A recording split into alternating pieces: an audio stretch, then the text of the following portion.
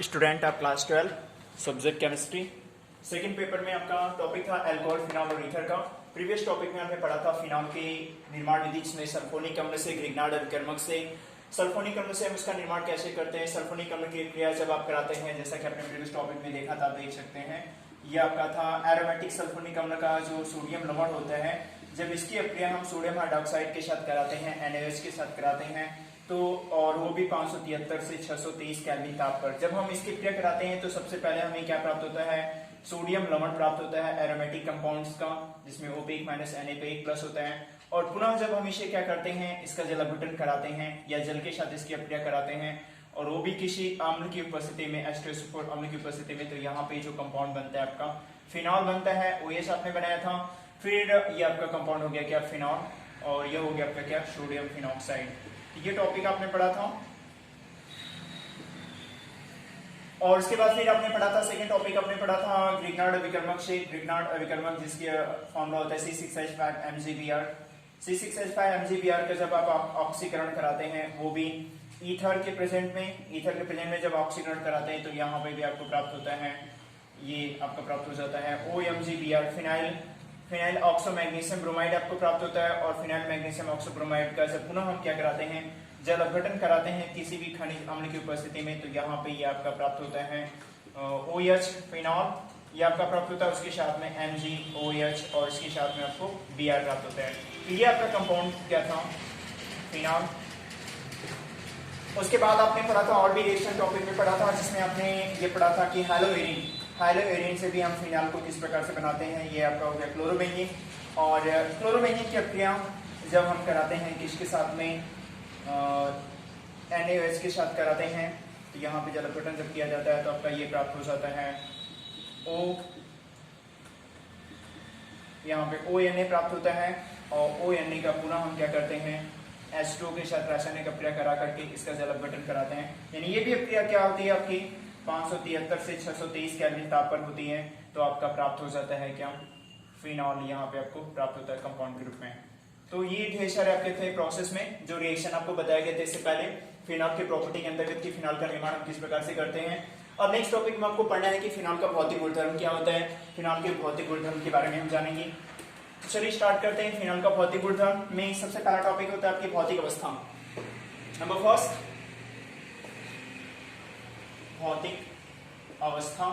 Phenol की भौतिक अवस्था, इट मींस भौतिक अवस्था means physical state. Physical state क्या होती है, सरल फिनॉल जो होते हैं, ये आपके रंगहीन द्रव या फिर रंगहीन क्रिस्टलीन ठोस होते हैं। और वायु की उपस्थिति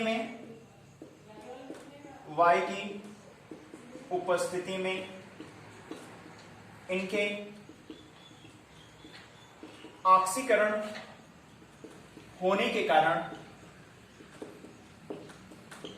इनका जो रंग होता है, इनका रंग वायु की उपस्थिति में जब इनका ऑक्सीकरण हो जाता है, तो इनका रंग जो होता है वह आपका गहरा गुलाबी या लाल हो जाता है। ये आपका हो गया क्या, गहरा गुलाबी या लाल हो जाता है।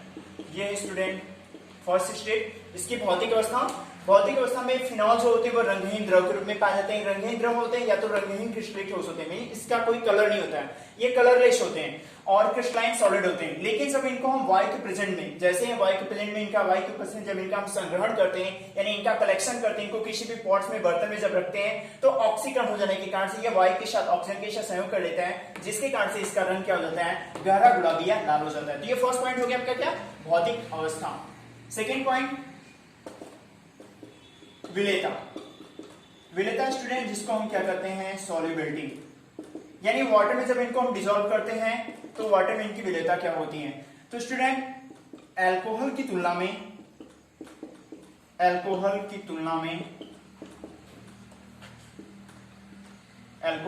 में ये फिनॉल जो होते हैं, फिनॉल जल में अल्प विलेय, फिनॉल जल में क्या होते हैं, अल्प विलेय होते हैं, अल्प विलेय होते हैं।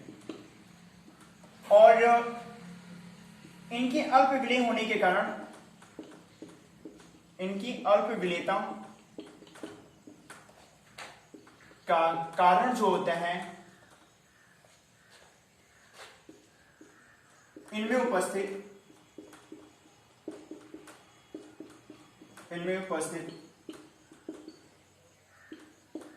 हाइड्रोकार्बन, जल विलेयता का होने के कारण, इनका जो जल में अल्प विलेय होने के कारण इनमें उपस्थित जो हाइड्रोकार्बन भाग होता है, जो कि जिसको हम कहते हैं एरोमेटिक, जो रिंग का बृहद आकार, तो ये हो जाएगा आपका क्या, एरोमेटिक रिंग का बृहद आकार का होना होता है। जैसे कि आप देख सकते हैं, जब हम फिनॉल का स्ट्रक्चर बनाएंगे स्टूडेंट, तो यहाँ पे ये आपका फिनॉल का स्ट्रक्चर है और ये हो गया OH फिनॉल के स्ट्रक्चर में, ये आपका हो गया फिनॉल स्ट्रक्चर। फिनॉल के स्ट्रक्चर में हम ये देख सकते हैं कि जब हम फिनॉल का स्ट्रक्चर बनाते हैं तो आप ये देख सकते हैं कि ये जल के अणुओं के साथ, जब इनको हम जल में घोलते हैं तो जल में घोलने के बाद ये जल के अणुओं के साथ क्या कर लेते हैं, हाइड्रोजन आबंध बनाते हैं। अगर आप देखें तो यहाँ पे अगर हम H को दिखा देते हैं डॉट डॉट डॉट करके, तो ये जल का अणु हम यहाँ पे बनाते हैं और ये हो गया आपका OH। फिर पुनः ये आपका स्ट्रक्चर इस प्रकार से हो जाता है और फिर ये जब आपके डॉटेड स्ट्रक्चर बनाते हैं, ये आपका हो गया क्या, H2 का एक मॉलिक्यूल हो गया जिसको हम कह सकते हैं H2, और ये आपका क्या हो गया, फिनॉल का एक अणु हो गया। तो हाइड्रोजन बंध आपने पढ़ा होगा क्लास 11 में कि हाइड्रोजन बंध, जब हाइड्रोजन परमाणु किसी विद्युत के परमाणु के साथ जुड़ा होता है तो उसके बीच में जो बंध पाया जाता है उसे हम हाइड्रोजन बंध कहते हैं, और हाइड्रोजन बंध को हम डॉटेड लाइन या कटी हुई लाइनों से दिखाते हैं, शो करते हैं। तो फिनॉल का एक परमाणु, और यहाँ पे हम ले लेते हैं क्या, फिनॉल के दूसरे परमाणु को हम ले लेते हैं और ये स्ट्रक्चर आपका हो गया O, और ये आपने स्ट्रक्चर बना लिया, फिनॉल का स्ट्रक्चर बनाया।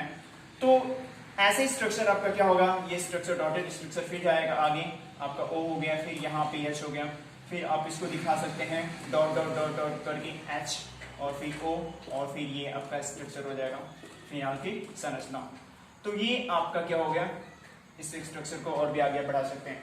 तो इनके जल में विलय होने के कारण, फिनॉल की जो कम विलेयता होती है, कम विलेयता होने के कारण इनमें उपस्थित अंतःअणु हाइड्रोजन बंध होता है, और अंतःअणु हाइड्रोजन बंध के कारण से ये थोड़ी मात्रा में विलय होते हैं। लेकिन इनमें उपस्थित जो एरोमेटिक रिंग होता है, इस एरोमेटिक रिंग का बृहद आकार बहुत ही ज्यादा होने के कारण से ये जल की तुलना में, जल में कम अल्प विलय या अध्रुवीयता का गुण प्रदर्शित करता है, जिस कारण से यह एरोमेटिक, ये कह सकते हैं कि फिनॉल जो होते हैं अल्कोहल की तुलना में फिनॉल जो होते हैं वो जल में अल्प विलय होते हैं। जल में जो थोड़ा बहुत विलय होते हैं उसका रीजन ये होता है कि इसमें उपस्थित अंतःअणु हाइड्रोजन बंध उपस्थित होने के कारण से जल में कम मात्रा में विलय होते हैं। लेकिन और अल्प विलयता का जो मुख्य कारण होता है, रीजन होता है, वो एरोमेटिक भाग होता है इनका, हाइड्रोकार्बन भाग, जिसके कारण से ये जल में क्या होते हैं, अल्प विलय होते हैं। तो ये है आपका टॉपिक भौतिक अवस्था। सेकंड टॉपिक आपका क्या हो गया, विलयता हो गया।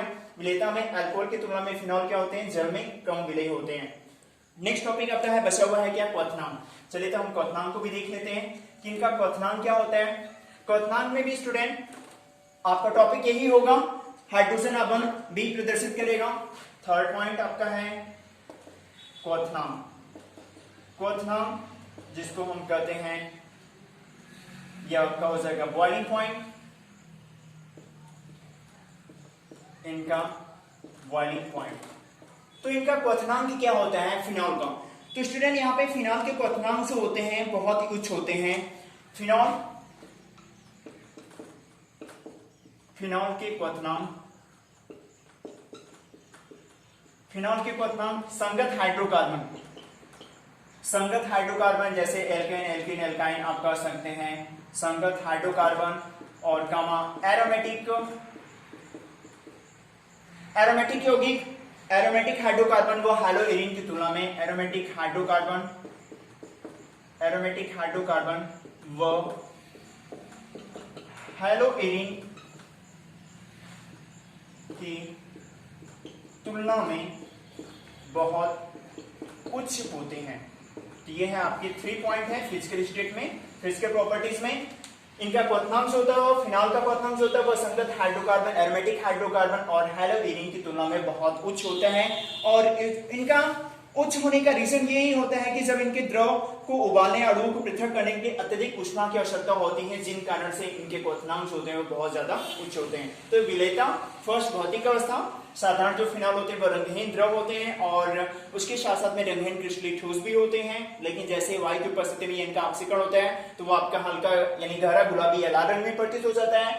विलेयता क्या है, अल्कोहल की तुलना में फिनॉल जल में बहुत ही कम विलेय होते हैं और इनकी अल्प विलेयता का कारण जो इनका हाइड्रोकार्बन भाग जो एरोमेटिक रिंग होता है यही इनका मुख्य कारण होता है, क्योंकि ये जल के साथ में जल के उपस्थिति में क्या होते हैं, कम ध्रुवीयता को प्रदर्शित करते हैं और यह जल में समाहित होने की एरोमेटिक रिंग जो होता है जल में समाहित होने की प्रवृत्ति इनके बहुत कम पाई जाती है। और जो जल में ये थोड़ा बहुत विलेय होते हैं उसका रीजन ये होता है कि इनमें उपस्थित हाइड्रोजन अबंध के कारण से ही थोड़ी मात्रा में क्या होते हैं, कुछ ही मात्रा में ये जल में विलेय होते हैं, लेकिन पूरी तरह से जल में विलेय नहीं होते हैं। नेक्स्ट पॉइंट आपका है क्वथनांक। इनके क्वथनांक जो होते हैं वह संगत हाइड्रोकार्बन, एरोमेटिक हाइड्रोकार्बन और हेलोइरिन की तुलना में बहुत कम होते हैं। स्टूडेंट, तो ये आपका था फिनॉल की फिजिकल प्रॉपर्टीज। नेक्स्ट टॉपिक में आपको फिनॉल की केमिकल प्रॉपर्टीज के बाद इसका यूज आपको सेंड किया जाएगा।